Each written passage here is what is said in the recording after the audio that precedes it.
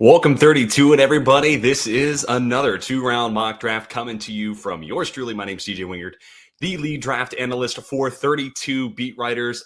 Man, we've got the first 18 picks of the NFL draft order finalized. So, of course, excited to run through all those. And, barring trades, which we are actually going to have a trade in this video, that's going to be the first 18 picks, and that's going to be the order of the teams. And I'm sure there's going to be some movement in there before the draft night, one or the other. And, of course, playoff seedings and playoff games are going to determine the back 14 picks. But with more than half of the draft order finalized, of course, wanted to bring y'all an updated two-round mock draft. Be sure to like if you were seeing this on YouTube, comment your thoughts. Who's your favorite team? Who went too high?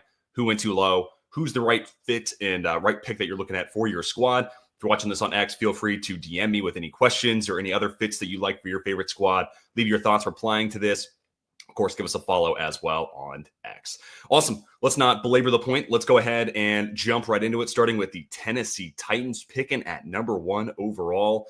Yeah, big development from yesterday. Obviously, with the Patriots win, Tennessee, honestly, really one of the biggest winners of the day. I'm going to have them go Cam Ward. He's my quarterback one. Like the willingness to throw from multiple arm angles. The arm talent's there. If you believe Albert Breer, there is some love for Cam Ward in the building there in Tennessee. But I think with the number 1 pick, they are probably going to go the rookie quarterback route. Will be interesting to see if this team does decide to go the veteran market. But with the way the draft order played out, and it doesn't have to be Cam Ward, it could be Shadir Sanders. I think that's going to be a conversation we have throughout the rest of this draft cycle. But I'm going off my quarterback rankings. Cam Ward, number 1 overall. Takes us to the Cleveland Browns, and this is going to be really interesting to watch too because of the Deshaun Watson of it all, right? Like restructured contract, hard to get rid of him before the 26th season.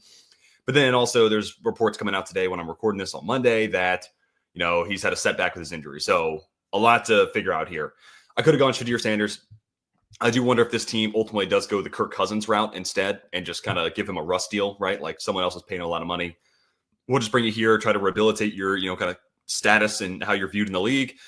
And it's a good spot for Kirk because, he gets to reunite with Kevin Stefanski, his former offensive coordinator for a little bit in Minnesota. So I wonder if that's in play. And with that said, I'm going to have the Browns take Travis Hunter. He's going to be the number 1 player on my big board, one of just a couple of blue chips that I have in this class. And again, if they're not going to go the quarterback route because of Watson, if they feel like they can make it work with Kirk Cousins, also conversation we had, we're going to have a quarterback go here at 3, but I think that's kind of situation dependent on, Dayball and Shane. They are coming back. They need to draft a quarterback. The Browns, it comes down to how much leash you give Stefanski and, Andrew Berry, but could see a world where 1, they trade down from 2, try to get the rest of the roster cheaper if you're paying all that money to Deshaun Watson.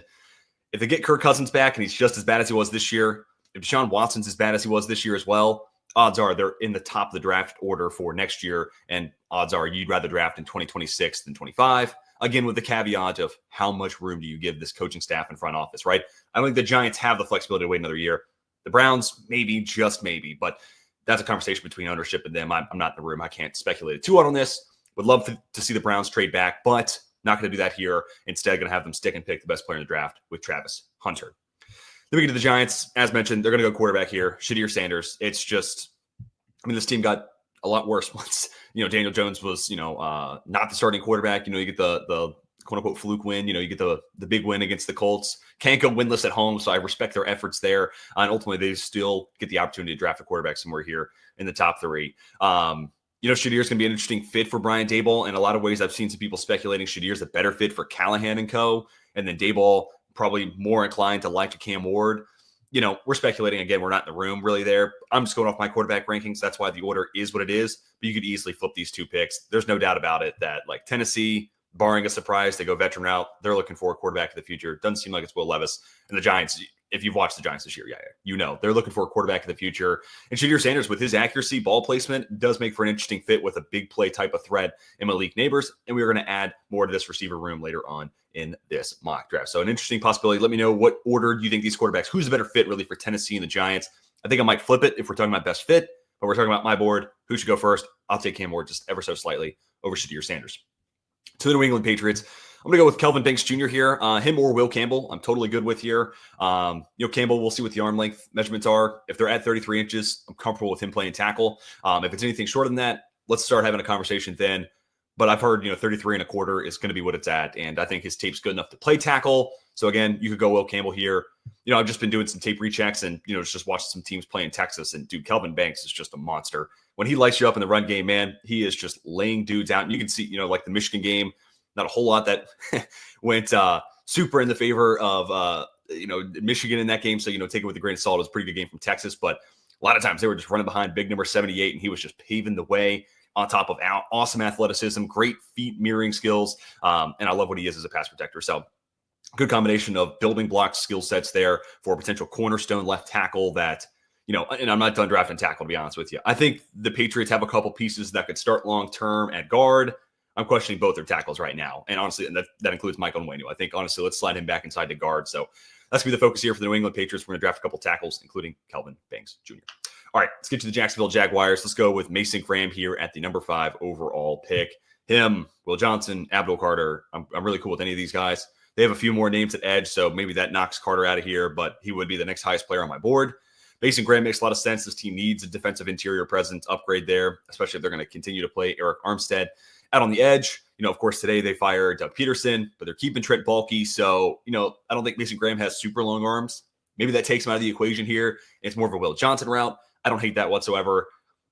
If you watch the Jags this year, that defense needs a couple pieces. The secondary really could use it, but I also think that interior D-line. So either one of those two Michigan Wolverines, I'm cool with. But here, let's go with Mason Graham. All right, to the Raiders here at 6. We're going to go quarterback in the second round, which probably gives away who that's going to be. But for right now, let's go Ashton Jeanty. Tetairoa McMillan also in consideration here, outside wide receiver. If they bring back Myers, he's probably going to be in their slot. Brock Bowers kind of plays that same role. But, Tet plus Bowers, really like that as a 1-2 punch pass catching wise. But also this team just needs a newfound presence in the backfield, partnered up with who we're going to take in the second round. It's a really interesting, kind of read option combo, so to speak. Again, not trying to give away too much here, but probably already have.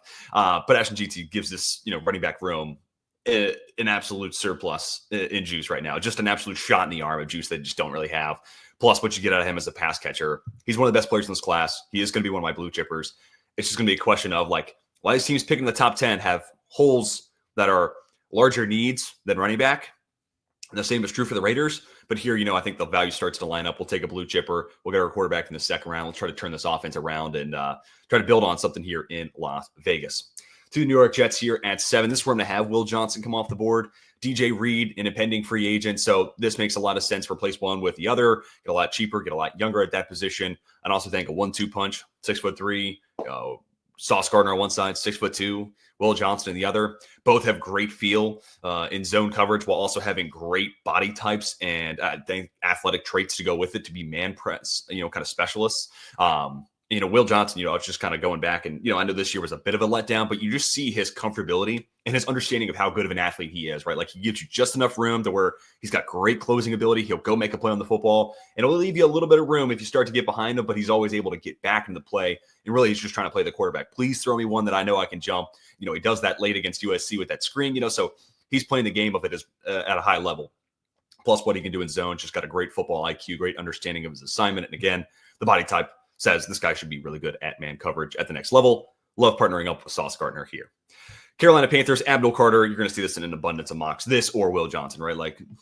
Please, for a defense that has given up the most points in the NFL this year, I think set the NFL record for most points allowed yesterday for points in a season, 17 games albeit, but nonetheless, this is a bad defense. And they need cornerstone pieces. Abdul Carter, Will Johnson, one of those two has got to be here. Carter's my edge one. I do expect him to play against Notre Dame. Will be a huge showcase for him. And, first step explosiveness, the hand refinement's getting better, more moves being put on display over the course of the season, natural bend. Abdul Carter, yes, there's going to be some work there, but he has all the pieces and all the tools that you want for a true cornerstone edge player, the next level. All right, to the New Orleans Saints here at 9. This is where I'm going to have Will Campbell come off the board. And you can shuffle us a few different ways. I don't think Trevor Penning's been awesome. I wouldn't hate exploring. Hey, I know you just taught Talisha Fuanga to play left tackle. Could you flip him back over to the right side? Plug in Will Campbell at left tackle. I think that could be an avenue. You could also just keep continuity sake, right? Give Penning another shot at right tackle. See if Fuanga can build on year 2 and get even better at left tackle. And then just play Will Campbell at left guard. I'm cool with either one. 9 may be a little rich for some to draft an interior offensive lineman. Will Campbell's going to be a really good one, so I don't really mind it here. Inside the top 10, if you're getting an all-pro type of interior offensive lineman, I think the value can line up there just fine. But again, ultimately, I think Penning might be better as a guard. So shuffling, you have to talk to the guys. Fuaga, are you comfortable going back to the right side? Would you like that? Would you not like it? Conversations I can't have, but I think no matter how you put it, there's a way to shuffle these guys around to get the best 5 on that New Orleans O-line, which is looking for an upgrade for sure.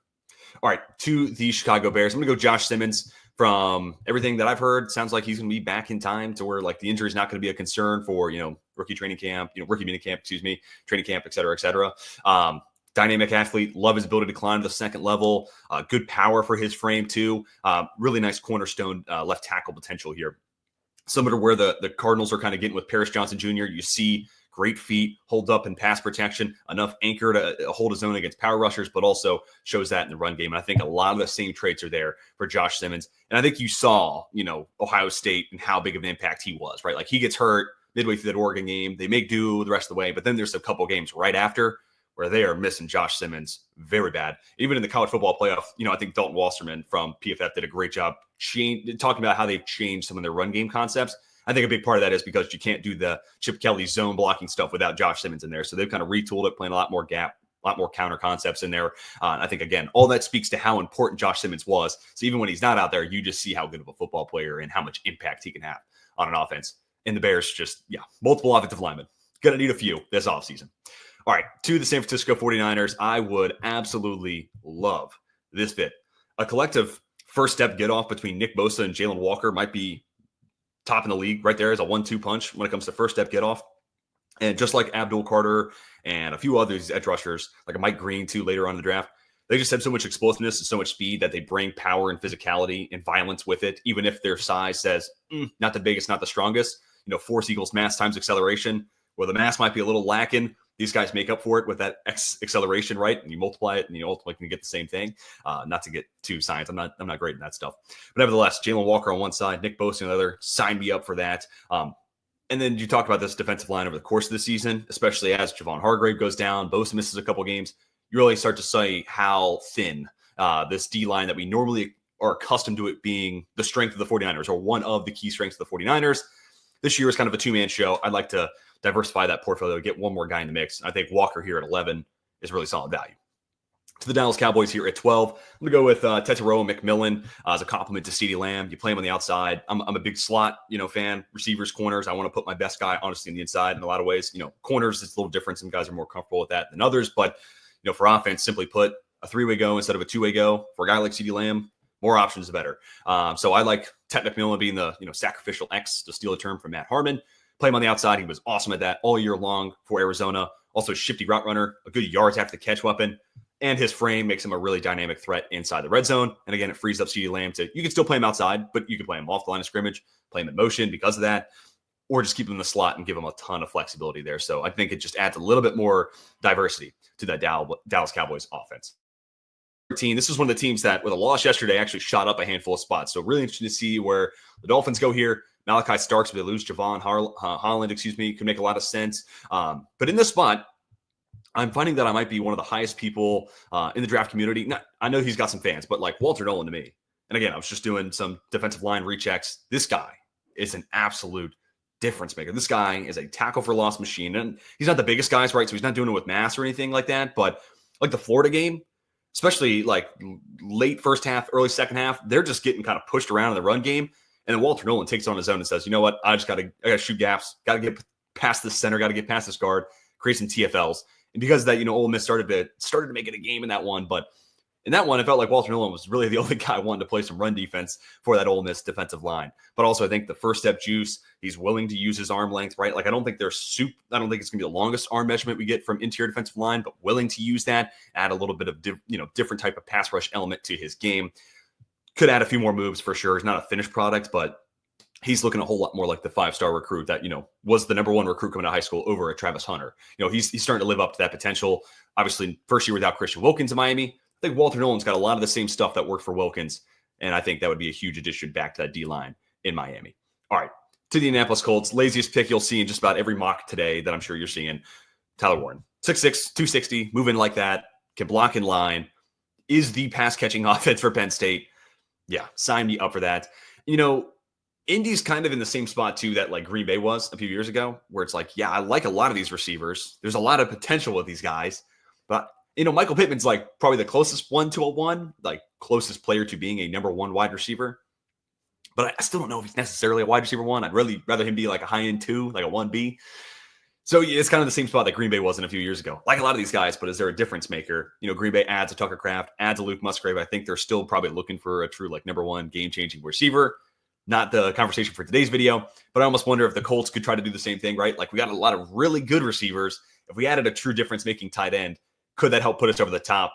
I think Tyler Warren is, one of the best tight end prospects I've seen. I'm not going to say he's the best. I still think that title belongs to Brock Bowers, but Tyler Warren, a half tier to a tier below that is still a really impressive tight end prospect. And of course, a natural fit for the Colts where they can get better at that position. He's a good blocker, which makes the run game of AR and Jonathan Taylor that much more dangerous.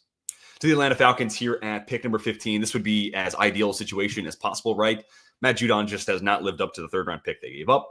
Arnold Ebiketie, a little bit lighter in size, had a good year, but he's more that kind of win with speed, bend, finesse-esque type of mold for an edge rusher. So who better to complement him than 6'4", 285 pounds, still nimble for that size, Nick Scorton, who has as deep of a bag when it comes to pass rush moves in this year's class, does a great job playing with power and arm length, which I expect to be two of the highlight traits for him compared to others in this class, specifically the arm length. So a different type of body type than a lot of these edge rushers, like a Carter, like a Jalen Walker, who are, off-ball linebackers turn into edge rushers, lighter in frame. Nick Scorton's a different flavor, but I think he's the flavor that the Falcons would most want to add to that edge room. Jahad Campbell, honorable mention here. If you can get Jalen Walker, that'd be awesome as well. Just a couple of the names I've seen some Falcons accounts tweeting about that I do think would be awesome fits, no doubt. All right, next up, Arizona Cardinals. I'm going to go with interior defensive lineman Kenneth Grant. Just such a disruptor from the interior. Great run defender, awesome athlete, and you can see the potential there as a pass rusher, right? Like there's a couple of reps where I don't want to call it a ghost move there, but it's, shades of it where he's going against the center and they're starting to backpedal and Kenneth Grant just kind of sidesteps out of the way, Euro steps, if you will, out of the way of the offensive lineman because you have to respect his first step get off and how much power he has. But once he starts getting you lean back, he's nimble enough to just go around you.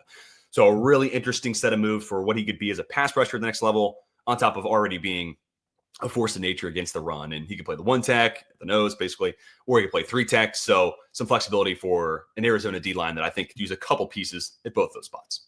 All right, Cincinnati Bengals, you're up next here at 17. I'm going to go with Malachi Starks. The safety tandem, just the safety play in general, just hasn't been good enough since they lost Jesse Bates. Malachi Starks could be one of the best box safeties in the NFL. He could soon be someone you use in the slot, depending on what happens with Mike Hilton. You could see a world where they want to move on from him. Also, maybe Dax Hill takes over that spot. That could be an interesting fit for him long-term, just throwing it out there. Or you just play him at over-the-top free safety and try to make up for what you lost in Jesse Bates. Obviously, Lou Anarumo's gone, so it's going to be a new, defense in regards to scheme and kind of the bones of it. But I also think Malachi Starks is, day one, the best safety that they have in that room. No doubt about it. And he could go even higher than 17, so really good value here for Cincy. And not a fit I see a whole lot in mock drafts, but one that, for me, this is kind of hard for me to pass on if I'm the Bengals. All right, this is where we're going to have our trade of the video. It's still early on, so I don't like doing a whole lot of these trades because so much can still be, up in the air. And that being said, the Steelers could lose in the first round and, that could change their pick as well, right? But I'm just going to do a third, fourth pick swap here. 86 for 134, moving up 4 spots for the Pittsburgh Steelers. I am going to force the trade, but points wise, it adds up pretty close when you're looking at the Draft Tech NFL trade chart based on the Jimmy Johnson trade chart. So don't hate me too much if you don't like it. It's pretty close. But this allows the Steelers to draft Luther Burden III. I like this a ton. With his yards after the catch ability, he really does kind of feel like an Arthur Smith type of receiver. If they do bring him back to the OC, I don't know, kind of up in the air on that. Maybe not. I think there's been some good this year, but also a lot of disappointing there. Nevertheless, he's a great compliment to George Pickens, who's pretty much vertical, going down the field, win contested catch balls, a slant kind of off of it when you're playing the deep ball. Burden, great yards after the catch, underneath weapon, while also having long speed and the ability to get open deep down the field. So even in that regard, he doesn't really step on the toes of Roman Wilson too, which is part of why I love this, right? You did sink a third round pick into Roman Wilson and you just refuse to use him. Maybe the playoffs will change that. But if you bring in Burden, I think there's a world where him, Pickens, and Roman Wilson can all coexist. That being said, Arthur Smith does not use a whole lot of 3 receiver sets. So again, part of that is TBD if they bring back Arthur Smith as the offensive coordinator. All right, the 19th pick, I'm going to give the Houston Texans Wyatt Milam. He could play right tackle or he could play inside a guard. Texans fans, let me know what you think about Titus Howard. Is he better at guard or tackle? I've seen some people argue one use PFF grade for one and then the other for the other. So I don't really know. I can't say that I've become a Titus Howard expert. I will try to catch up and see what I think when watching the film, but I'd love to hear from Texans fans. Is he a better guard or tackle? Either way, though, Milam is getting some conversations around him that maybe he is going to have to play inside. If that's the case, boom, plug him in at left guard. He's an upgrade over Kenyon Green for sure. Let's give Titus Howard another year at right tackle. Or you let Blake Fisher try to improve. He was a promising right tackle prospect to me at Notre Dame, just never really got any better at college. Maybe the NFL is able to kind of flip that switch. Or you just play White Milam, flip him over to the right side, and you play Titus Howard at guard. I'm cool with either one. Texans fans, let me know your preferred outcome with this pick. All right, next up, the Tampa Bay Buccaneers. I'm going to have James Pierce Jr. be the pick here. They've just got to get better at the edge spot. Pierce brings a ton of first step get off and a lot of bend. He is noticeably thin, which is like complicated because you already have a Kalijah Cansey player on that defensive line. So two guys who are a little bit smaller in frame. May not be the best run defenders, but they also have a Logan Hall, a Vita Vea, a Joe Tryon-Shoyinka. We'll see how much longer he's there, that said. But a couple of these guys that profile, and at least Logan Hall and Vita Vea, they have played the run well. So those guys could help kind of hide the limitations against the run for a Pierce and a Kalijah Cansey. That said a lot of the same stuff about Cansey, right? Not many places where he could go to be, better hidden against the run than lining up right next to Vita Vea. That's ideal. And they'll try to find a way to use James Pierce Jr. That said, even if he only plays, passing situations, third downs, the fourth quarter, et cetera, this is a good enough team. They'll be winning enough games to where I think they'll get a solid 400 to 550 maybe snaps out of James Pierce Jr. They'll be in high leverage spots. He'll be a NFL-ready pass rush winner. And if that's all you're getting year one, I think that's a huge boost to this defense that just Yaya Diaby, some flashes. Don't get me wrong. Kalijah Cansey's been good, but still at the edge spot looking for that difference maker. Double-digit sack type of year guy. James Pierce Jr. definitely has that potential. All right, to the Denver Broncos. This is where I'm going to have Jahad Campbell come off the board. I'm not normally, big on like linebackers round one. Sometimes the position value makes it really tough for these mock drafts, but Jahad Campbell's tape makes it easy to get him in the first round, right? Like very good movement skills and fluidity and coverage, like a good understanding of his assignment there, but also violent when tackling downhill against the run, but also splitting blocks, people to be used as a pass rusher. The question is going to be, what is this official number, right? 244. Nowadays, another linebacker like Chris Paul Jr., he's, 6'1", 235, right? So, like, we're living this day and age where linebackers are getting smaller and smaller and smaller. If Campbell's truly 244, 245-ish, cool. Not really a concern. I just have a feeling that number might be a little inflated, and I want to see what the conversation might be thereafter. Again, don't know for sure. We'll see once we get there, but an absolute boost to that linebacking core there in Denver, who doesn't have anybody who's super special. Vance Joseph likes to blitz his linebackers, so I think this is a really intriguing fit for what Campbell can do in the pass rush game. On top of, again, day one, he's like one of their better coverage guys and run defenders from that linebacker spot. So I think it makes an impact in multiple ways for this Denver defense, especially with how Vance Joseph wants to use his linebackers. All right, Seattle Seahawks, they trade back at a third, fourth swap, and then ultimately get the guy I probably would have given them at 18 anyways, Cameron Williams, right? Abe Lucas just missed too much time. And Cameron Williams, man, I think you see the impact he has on a Texas team when he can't play against Arizona State, and all of a sudden they're running wide zone against Clemson, running up and down the field, and then their run game all of a sudden gets a lot less dynamic, lot less yards per carry, and all of a sudden Wisner plays a much smaller, and Alfred Blue too. Like those guys' impact on that game against Arizona State gets minimized. And some of that, Kelvin Banks, I know got hurt early second half. He might not have been playing 100%, but they missed that other tackle on the other side, who is a behemoth of a human being, plays with an abundance of power, both in his anchor against pass protection, but also when climbing and lighting up second-level defenders or guys in the secondary. And plus his movement skills on top of that frame really do fit a wide zone scheme. So I think he fits with what Seattle wants to do. And again, Abe Lucas just missed so much time. It's time to start thinking about the contingency plan / replacement plan for that player. Cameron Williams only 1 year starter, but I do think with what he's shown you, you see there's a high ceiling. It just comes down to kind of cleaning up the little things that come from a first-year starter. I trust with what Seattle's able to do with Charles Cross, a guy I liked a ton. I know he's missed some time too, but I think they could work that same magic on Cameron Williams. Potentially have an awesome 1-2 punch there at left and right tackle. All right, next up, Los Angeles Rams. I'm going to go with Benjamin Morrison here. Waiting to find out more information on that hip injury. That definitely scares me, especially for a guy who is, when you watch him, especially in man coverage, very fluid, ability to flip the hips, run down the field. Like there's, he's a really good player with really good tape, but that hip injury could throw a wrench in it and how you project him to be after that injury. So TBD there, 100%. Want to hear some more reports on that. But nevertheless, the Rams have got to upgrade that secondary. They have just got to get more coverage players. I think they could be players for Jair Alexander, assuming he is going to be gone from Green Bay. I think they make a ton of sense. He feels like a guy who wants to go to Miami or LA with Tyreek leaving Miami, kind of feels like everyone might flock to LA to get that, player-friendly, nice, warm environment. Also, the Chargers in the mix there too, which, throw in some Tyreek Hill trade destinations. I'd love to hear what people are thinking there. That's going to be a fascinating one. But Morrison absolutely gives this team a potential cornerback one and a boost in that secondary from a coverage standpoint that they just don't have a high-end guy, a difference-making guy. And I think Benjamin Morrison has the potential to be that dude.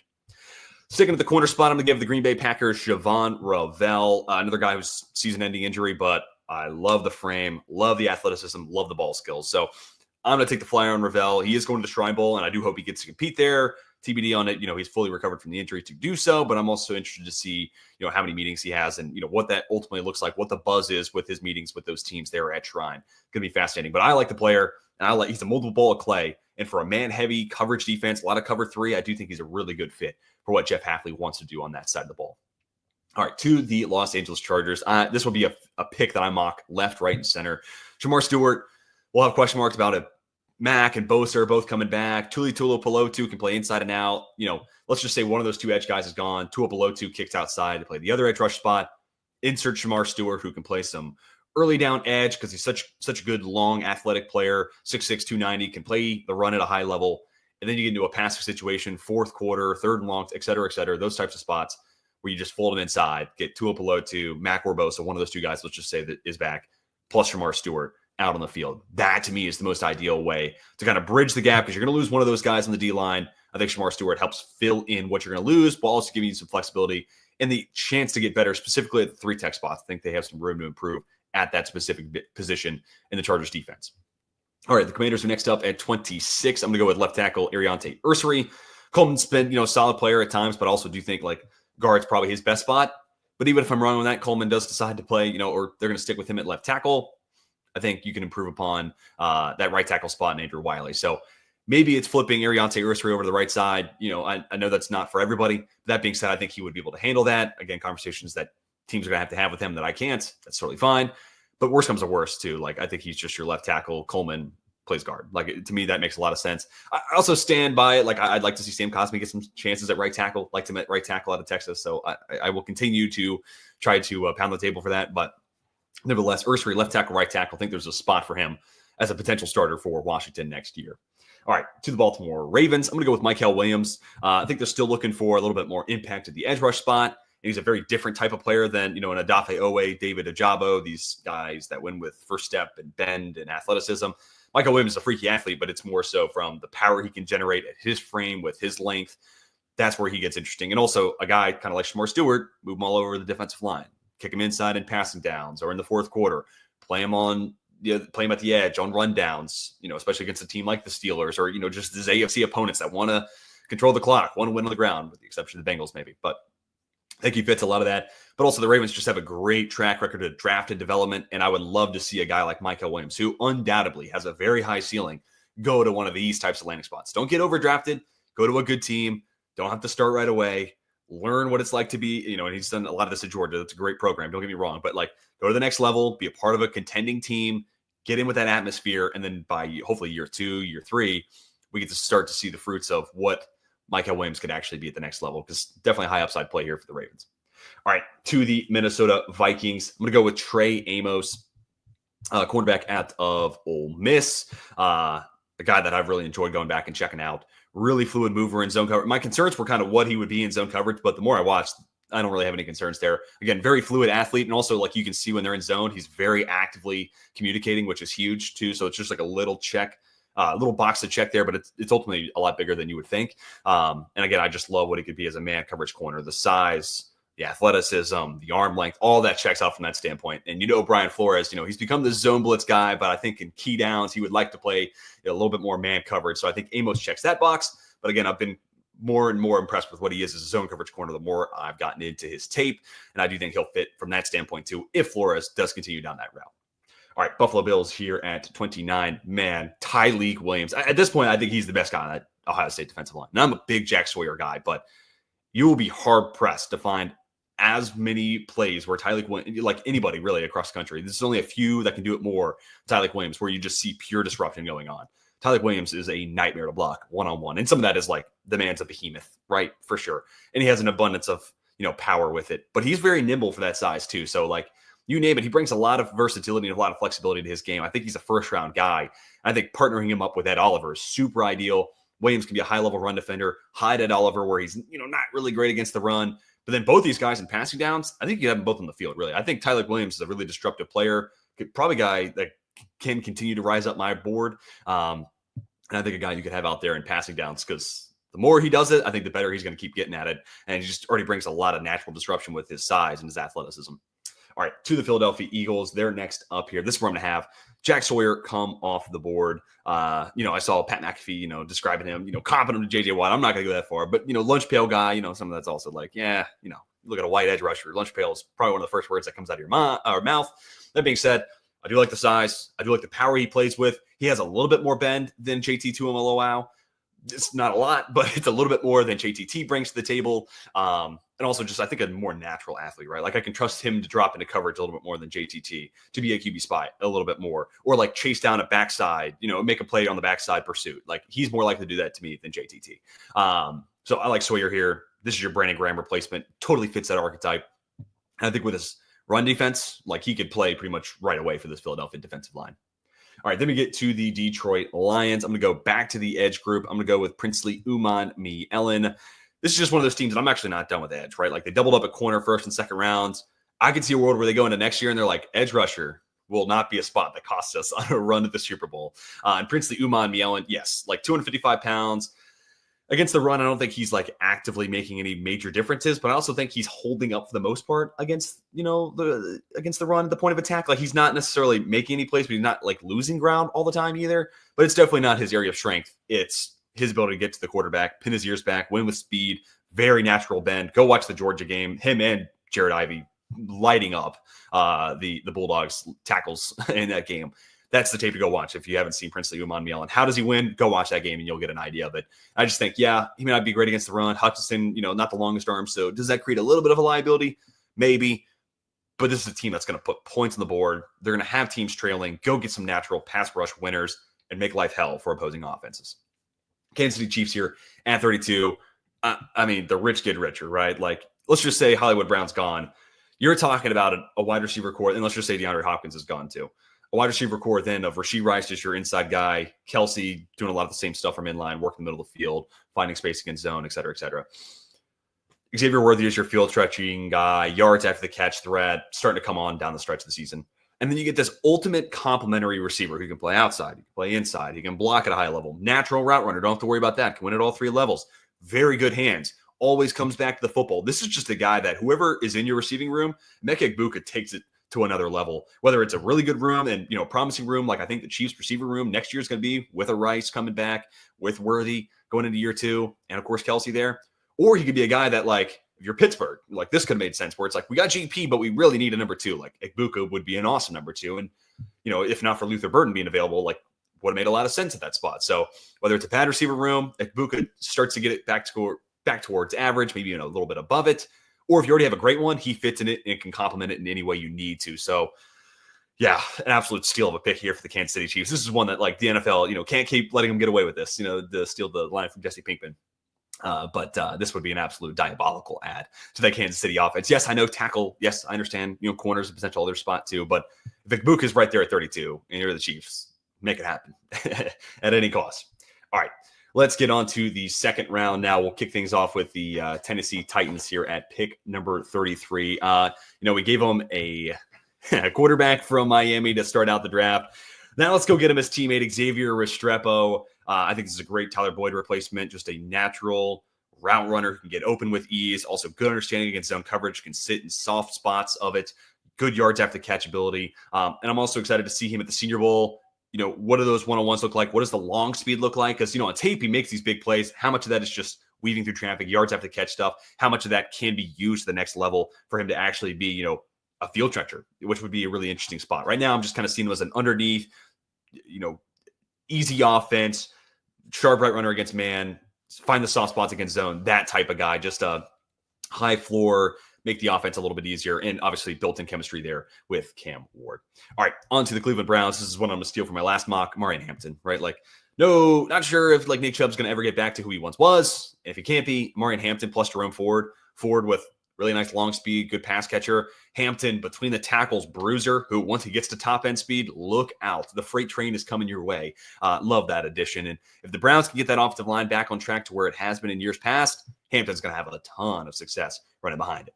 All right, to the New York Giants. I promise you we weren't done adding to this offense. I like Ayumanner. I see a lot of Cortland Sutton in this guy. He's a redshirt sophomore, so underclassman, pretty young for this class. He's going to be at the Senior Bowl too. Huge opportunity for him. That hey, I may be on the younger side, but this is what I can do against this type of level of competition. Kind of gets lost in the fold because Stanford, that's just not a great team right now. I think he's an NFL ready guy. I think he definitely should go somewhere in the top 40. He brings the size that Malik Neighbors doesn't necessarily have. Ayumanner to play outside, be that sacrificial X, move Neighbors around, kind of like what we talked about with Tetairoa McMillan and CeeDee Lamb earlier for the Dallas Cowboys, doing the same, in theory here for another NFC East team in the New York Giants. And plus, hey, then you get Shadir Sanders, one more weapon, a big body guy here. I would like that a ton for the Giants. All right, to the New England Patriots then. I'm going to go with Mike Green, edge rusher that definitely could go in the first round. Another one of these guys that, you may look at the frame and say, he's not the biggest guy, but the first step juice is there, and the power that he plays with because of his speed and first step explosiveness is certainly something that stands out to me, right? 248 pounds. We'll see if that's the actual weight. If he can get to 250, that would probably ease some of the concerns about what he'll be as an edge rusher, or as a run defender. But as an edge rush complement to Keon White, who already is a really good run defender, I think it could even out there, right? And I think that one other edge spot is something that this defense could add. There's not a whole lot of holes there on that New England defense. I think there's a lot of pieces that are promising, but they need one more edge rusher. Mike Green plus Keon White, that might be the tandem for the future in New England. All right, to the Jacksonville Jaguars, Jahdae Barron. This one would be an absolute slam dunk. If you go Mason Graham first round, you don't get Will Johnson. This is how you even it out, right? So Mason Graham to punch up that interior defensive line. Jahdae Barron, who can play outside corner, where he's been fantastic so far this season. He can play in the slot, where I think they can get better. Safety, they can certainly get better. I think Jahdae Barron, no matter what you're looking for, he makes that secondary a lot better in Jacksonville. All right, to the Raiders, as promised, we're going to go quarterback here. Jalen Milroe. I know some people are going to see this. They're going to hate it just because they think he's a day 3 prospect.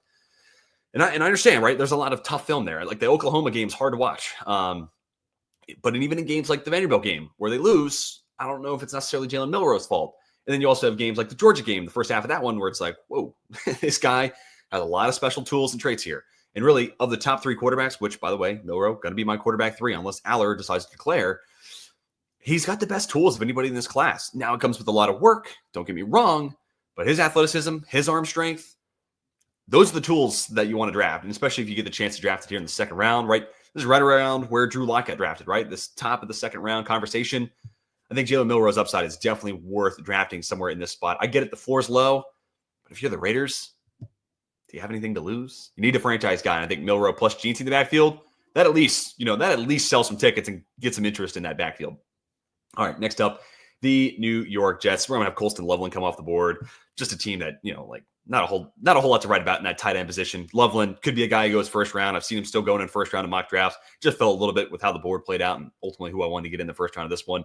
Not a knock against Loveland. I think he's a really solid pass catcher, really smooth route runner. Could add a little bit of mass to help ease some concerns about can he play in line. I don't think he's the world's best blocker, but he definitely gets in the way, of offensive linemen. It minimum could be this kind of Trey McBride-esque. He's not the world's best blocker, but can do his job. That type of a tight end prospect here. And anything to help boost that Jets pass catching game, I think goes a long way, especially if there's no Rodgers and there's no Devontae Adams potentially next year. All right, to the Chicago Bears for the first of 2 second-round picks. For this first one, I'm going to go with Derek Harmon, who another guy that could easily go in the first round. I'm not the biggest Derek Harmon guy. Sometimes against the run, I feel like he, the 310 versus you used to play at 320 shows a little bit, but also losing 10 pounds, he feels a lot more explosive on that first step. And because that the pass rush production's gotten a whole lot better. Gervon Dexter, there might still something be there, in his upside. Definitely a raw prospect coming out of Florida, so don't want to give up on him yet. I think they can get better there, and I think Derek Harmon steps in and is pretty much right away a better player. And also, like, Zach Pickens hasn't really worked out either, so, maybe moving Gervon Dexter to that other defensive tackle spot, getting Harmon in, maybe that's just ultimately the best route forward while you can still develop Gervon Dexter. All right, to the New Orleans Saints. They're next up here. I'm going to go with Darian Porter. Since they traded Marshall Lattimore, of course, corner's been on my mind, a spot they can get better. Would love to see this team bring in Aaron Glenn. Right? I think that's the culture they're looking to bring. I know it's moving on from one defensive-minded head coach to go to another. When quarterback play is definitely up in the air. I get it. A lot of people want that offensive-minded guy. But I couldn't help but think about Kool-Aid McKinstry, 6'2", man coverage specialist, and an Aaron Glenn defense. Oh, and on the other side, we have Darian Porter, who is an absolute monster at 6'4", 200. We'll see if that's the official weight. The complication here is you see much better, zone coverage grade than man coverage, but the body type, the ball skills, the former wide receiver background, all that says this guy could be a really, really nice man coverage corner at the next level. We'll see if that pans out, but minimum, maybe his zone coverage skill set balances out what him and Kool-Aid McKinstry can do in that defense. But Saints fans, let me know. Are you looking to add to the secondary somewhere in the first 2 picks? Do you like Darian Porter? If not, what corner do you think would complement Kool-Aid McKinstry? Also, let me know what you think about Aaron Glenn. Is that the guy you guys are looking at? I kind of feel like he's one of the first names that comes to mind. All right, back to the Chicago Bears. This is where I'm going to have JT Tuimoloau come off the board. It could be him or Landon Jackson. I'm honestly cool with either one. I'm going to have the other one come off the board and just a couple of picks to the Dallas Cowboys. So Tuimoloau, he's just been awesome, really. And I'm more of a Sawyer guy, more of a Tyleek Williams guy, but last couple of games for Ohio State, he's been awesome. And you see the size, you see the power, you see the arm length. And it feels like over the last couple of games, one of the knocks on him has been like, he just doesn't have the ability to flip that switch and just become a game wrecker. But a little bit, you can't really say that as much over the last couple of games. And really that's been true across that entire defensive line for Ohio State. They're just like manhandling Tennessee and Oregon up front. So is it just Tuimoloau? No, it's the entire D-line. But I think Tuimoloau is doing his part, right? So getting him in that, other defensive end spot, opposite of Montez Sweat, I really like that as a fit. Again, we'll see with this defense what shape they take moving forward with the new head coach coming in. Obviously, a new defensive scheme then coming in as well. So we'll see. Maybe they want to get someone with more juice, more explosiveness. Maybe it's Jalen Walker in the first round. But if they're going to stick with like 2 big body edges, Tuimoloau and Montez Sweat, that kind of fits with that identity. All right. To the San Francisco 49ers. I'm going to go Jonas Savaiinaea. Could be an interior offensive lineman or could be a tackle. In this blocking scheme, I'd like to see them give him a shot at right tackle. Colton McKivitz isn't bad, but he's on a 1-year deal, so get cheaper, reset at that position, get a long-term guy so you can continue to draft and develop and have 4 years control over. I like the idea of that. Worst comes to worst, you just kick him inside. You're moving Pooney over to left guard probably, and Jonas Savaiinaea becomes your right guard. So no matter how you spin it, there's a pathway for him to fit and start for this offensive line. And he is a great fit for that Shanahan wide zone scheme because movement skills are definitely there. I do think you see the power a little bit more as a pass protector than you do when it comes to displacing people in the run game. So because of that, part of me does think like Mike McGlinchey, right? Like play this guy right tackle versus guard. Because if I have a hard time with him displacing guys with power at right tackle, I think it gets that much harder moving inside of the interior. Anyways, let's move on to the Dallas Cowboys here at 44. This is where Landon Jackson comes off the board. I almost just think him or JTT, could they be your Tank Lawrence replacement? Getting up there in age, make a lot of money. I do wonder if they're eventually looking to replace that. Landon Jackson, his size and power and arm length, make him a high level, an easy projection at the next level as a run defender. But also I think it creates a lot of problems as a pass rusher. Still more to be done there. Interested in the athletic numbers and how that pairs with his frame and his arm length. But, minimum, I think you're getting a solid run defender that could eventually replace someone like, Tank Lawrence. And honestly, if Landon Jackson's your kind of run defender replacement of that and Marshawn Nealon's your pass rush replacement of that, I think there's a way that duo ultimately kind of replaces the production of what DeMarcus Lawrence has been in Dallas. All right, next up, Miami Dolphins. I'm going to give them Marcus Embo. He's listed as an offensive tackle here for PFF, but I think he's an interior offensive lineman, guard or center. And obviously question marks at both those spots right now for the Miami Dolphins. I do think tackle's in play, but you just drafted Patrick Paul. Can we continue to draft and develop him? Austin Jackson just got a new contract. Teron Armstead's still there. Piece to be figured out. And of course, is Tyreek Hill going to be there? A lot of questions to be figured out in Miami. But I think Marcus Embo, plug him in somewhere there in the interior, and he's going to be an upgrade for you somewhere for the Dolphins. All right, Indianapolis Colts, you are the next team up. And I'm going back to the Penn State well, which I don't always love to do, draft from the same school. But you could go Xavier Watts. But after what happened in the Giants game, I have a hard time thinking Gus Bradley's going to be back. So because of that, Xavier Watts would be a great over-the-top, single-high free safety. I also think Nick Cross could be that too. So that's kind of part of why I also went Kevin Winston Jr., because maybe you bring Blackman back, you're looking to move on from Cross, or you let Blackman walk, and you're starting Cross. Kevin Winston Jr., I think, has flexibility to be an in-the-box or over-the-top free safety. So whatever ends up happening there's a pathway for Winston Jr. to get on the field. Ultimately, though, if they decide to, hey, Cross isn't our guy, we could go Watts here and maybe bring Blackman back, and he'll be our box guy. I'm fine with either pathway here, but just because of the flexibility, I lean Winston Jr. from Penn State. All right, back to the Atlanta Falcons. I'm going to go to the corner room. I think they just got to get some more talent there in the secondary. Maxwell Hairston's got really good eyes, really good feel for zone coverage. Not the biggest guy, but a very fluid athlete, and I think he fits in with Raheem Morris. Running a lot of cover three, running a lot of quarters. I think this could be that other outside corner to complement A.J. Terrell. All right, back to the Arizona Cardinals now. I'm going to go Armand Membu. Ultimately, I just haven't been super impressed with Christian Jones and, day 3 pick for a reason.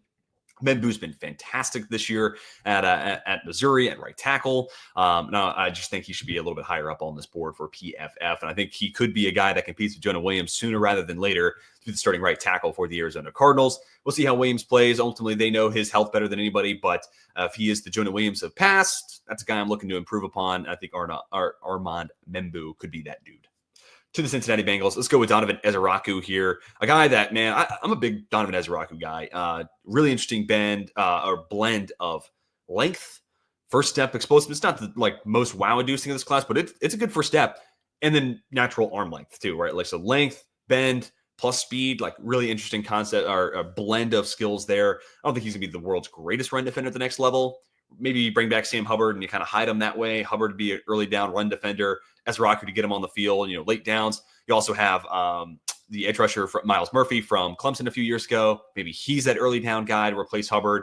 Ezeraku comes on the field in passing situations. Either way you spin it, they just got to get more pass rush on that defensive line. I think Ezeraku definitely brings that to the table. To the Seattle Seahawks, I'm going to go back to the well with this one. Mason Taylor. No, George Fant is just, I think he's a player you can move on from. Get younger, get cheaper. 4 years of control here with Mason Taylor. Very fluid athlete. You can play him in line. He's a solid enough blocker, has enough mass there to play, but also you can get creative enough to move him in the slot. We'll see what this team decides to do with Tyler Lockett. That could open up some slot snaps if you move JSN out wide, right? You can do a lot of different things here with Mason Taylor, get creative with how good of a pass catcher he is. And I just think, hey, in the world where they do move on from Tyler Lockett, they can already do better than George Fant. And Mason Taylor might be a nice way to offset some of the, volume of targets and receiving yards and touchdowns, et cetera, that might be leaving that offense this offseason. Back to the Houston Texans. In the spot, I'm going to go with TJ Sanders. I think this team just get better on the interior defensive line. Really high-end run defender, but with plenty of first-step juice to become an interesting pass rusher at the next level. And I think his skill set plus D'Amico Ryan's leading the way. I want to see what that looks like in the middle of that Houston defensive line. All right, we're getting back to the Buccaneers. This one, I'm going to have Xavier Watts come off the board. It feels like, they're in the perennial, on-again, off-again relationship with Jordan Whitehead. I think that says that, they don't love Whitehead, but he's just familiar enough with what they're doing. They've had some turnover, pretty consistent turnover at that other safety spot. And I think, hey, Antoine Winfield Jr. could be an awesome free safety. Don't get me wrong. But could we just play him in the nickel and in the box? Just let him be a true playmaker and shades of Honey Badger, who, again, I know can play free safety. But, just keep him in the box, close to the line of scrimmage, and cause havoc. Chauncey Gardner-Johnson, kind of the same stuff. Again, he can't play over the top, but close to the line of scrimmage he is, the more impact, the more plays he's getting his nose in. And that's kind of what I want to do with Antoine Winfield Jr. So let's go ahead and get a true over-the-top free safety player in Xavier Watts. Not going to wow you with his speed and athletic testing, but just great football instincts, always in the right place at the right time. I'm a big fan of Xavier Watts. Still got to clean up the tackling a little bit, but there were points this year where it seemed like he made some nice progress in that field. Let's go back to the tight end positions. The Denver Broncos are back on the board. I'm going to go with Gunnar Helm here. We went off-ball linebacker, Jahad Campbell. Could use him as a blitzer. Good fit for Vance Joseph. I think the Broncos are starting to figure out how to use the receivers they have on the roster. Let's just say they do bring back Cam Sutton. Tight end's the next spot where I'm like, you can do better than Lucas Kroll there, or Adam Trautman. You can find an upgrade there. Helm's a really nice athlete, big enough guy to play in line, could block on the line of scrimmage, just everything you're looking for. Prototypical tight end prospect here, and because it's a good class, he's not like the first or second tight end off the board. Instead, he lasts a little bit longer. I still think middle of the second round, good spot to grab a Gunnar Helm, and I do think a good fit for what Sean Payton is looking for. Next up, the Pittsburgh Steelers. I'm going to go with Zy Alexander here. Go to the corner well. Interesting size and athleticism, 6'2", right around that 200-pound mark. Some really nice tape in zone coverage. You can see the fluid athletic profile that he has on display there. But also, again, body type that kind of says should be a good man coverage guy. So some flexibility with whatever Pittsburgh wants to do in the secondary. I think there's some rethinking to be done there, right? Like Joey Porter Jr. is a great man coverage guy, and he's definitely good at that. Can you find a way? And I mean, they do play zone coverage. Like no one team is only running man, right? So I'm not just trying to say one size fits all. Do they want another man coverage guy though to fit that? Or do they want like a Dante Jackson kind of fluid athlete, zone coverage specialist? Question marks for what they want to do going into next year at that corner spot. But Cam Sutton wasn't great. James Pierce is someone who should just not be seen a football field. And Dante Jackson, I know he got a good amount of interceptions, but that's just kind of right place, right time. Watch the entire season. He's ultimately nothing to write home about. They can get better at that spot. Zy Alexander adds enough to intrigue me to draft him here in the second round for the Pittsburgh Steelers. Back to the Carolina Panthers, their second pick here in the second round. I'm going to go to Sebastian Castro. Kind of like what I talked about with, Antoine Winfield Jr. Getting these, again, I value the slot more than most people. This isn't just necessarily the greatest slot, corner class. But Sebastian Castro to me is like an impact slot player at the next level that I'm willing to take a shot on here in the second round. And I just don't think they have like a true difference maker, play him close to the line of scrimmage, help and run defense, sniff out screens, and also be a difference maker in coverage as well.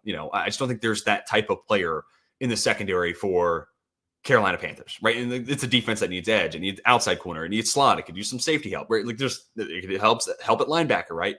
They need help at all three levels, right? But I think like a difference maker and Sebastian Castro who can help really in both facets, right? Be someone you trust to defend slot receivers, but also be an impact player against the run. This helps even everything out for that entire Carolina defense. So I don't think Sebastian Castro like superstar potential, but just like, especially for a team that needs it, this guy could fill up the box score really, really quick and just become a really effective player in a number of different ways for, I assume, Ejiro Evero. I assume he'll be back as a DC.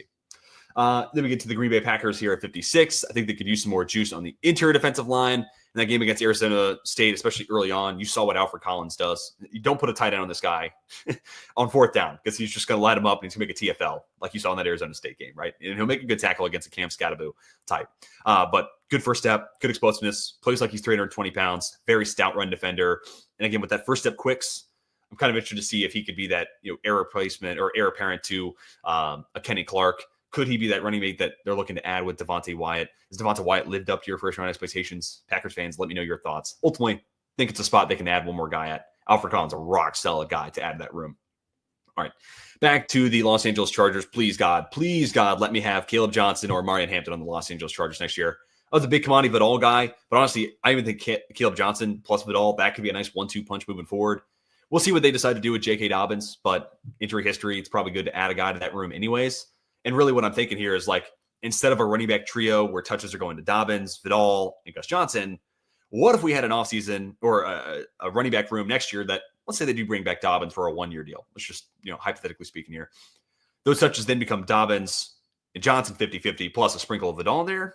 Sign me up for that. I'm way more interested in that. But power to run between the tackles, good vision, long speed to make the big plays, enough shiftiness to make a guy miss in the phone booth. It's just kind of a little bit of everything. A jack of all trades type of running back with enough special and enough big playability there to where you still want to draft him somewhere in the first 2 rounds. Big fan of Caleb Johnson. He is my RB3 at the moment.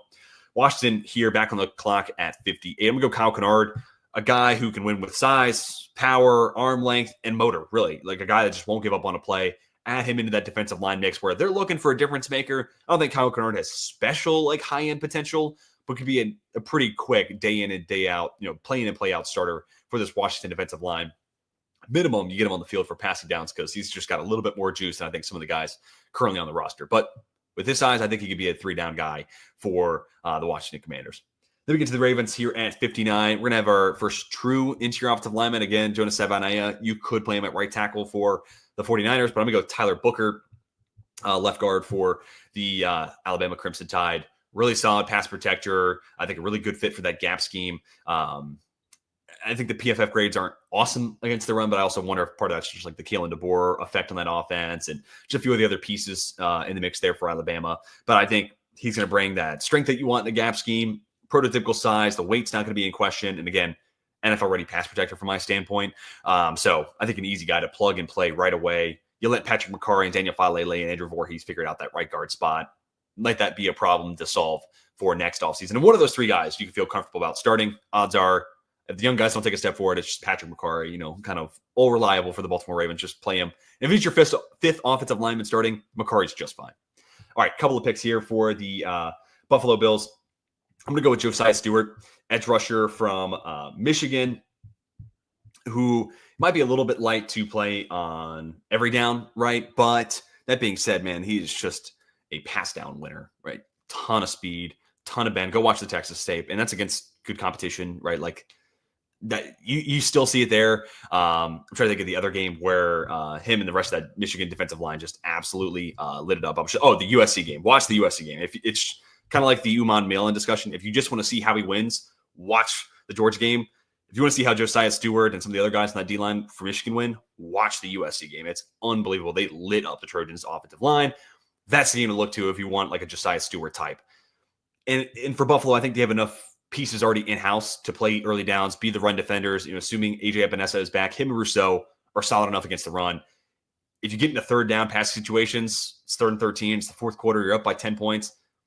And we'll see what happens with Von Miller, too. That might be ultimately the pass rusher you're looking to replace. Josiah Stewart in those situations is going to thrive. And just like the Uman Mielen, maybe he only plays 400 to 550 snaps, but if those snaps are all in high leverage pass down situations, he's going to be a super effective player and someone that your fan base is going to be excited about as a pass rusher moving forward. Yes, he could add a little bit of mass to help him become a better run defender, but focus on what he can do as a pass rusher for a very good team that will be playing ahead more often than they're not. All right, next pick here for Buffalo Bills. Just want to throw out Lathan Ransom. I think he's been awesome in the college football playoff.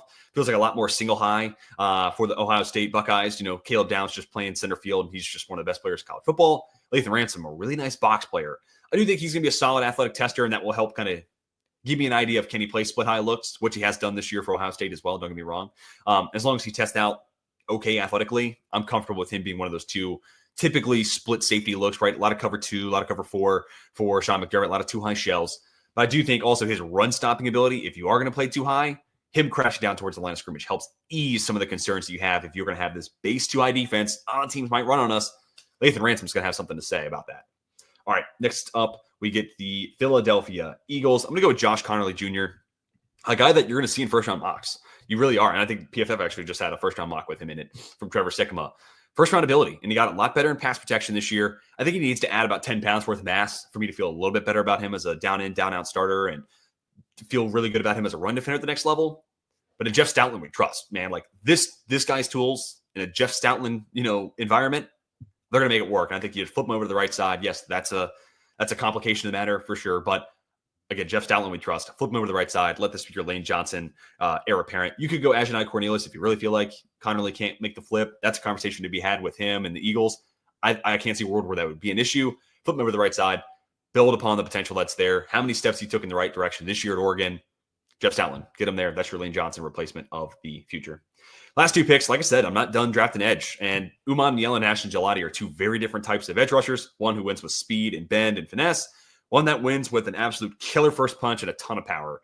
And, at 6'3", 275, it's kind of got it interesting, but a little more like squatty, but man, just an absolute monster and a power rusher there in Ashton Gelati. Love the 1-2 punch there with him and Uman Mielen. They're already get creative with how they use Hutchinson. They're willing to line him up over the interior offensive line. So there's a way and there's a world where you can get all three of those guys on the field, plus Aleem McNeil, of course, and of course, DJ Reader. So just like the Lions last year, we're not going to let the secondary be the reason that cost us the Super Bowl. We're not going to let edge rusher be what holds us back from a Super Bowl here. So I'm doubling down at edge, just like they did at corner last year. To the Kansas City Chiefs, last thing that we'll talk about in today's video, Charles Grant. He's accepted his Senior Bowl invite. Really excited to see, because that's a huge spot for a guy like that. Playing from a smaller school, but getting a ton of, top 64 hype, we'll call it.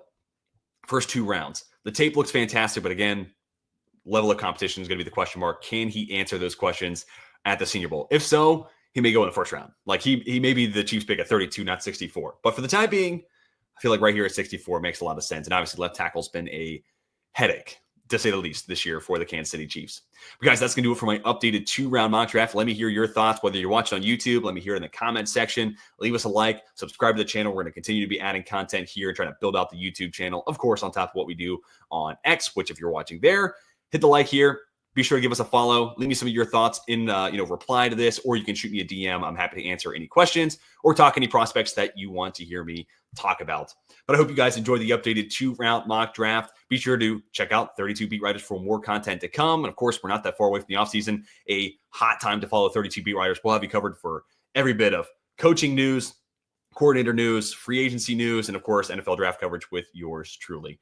But I hope you all have a fantastic rest of your day, and that's going to do it for me. Until next time, we are signing off.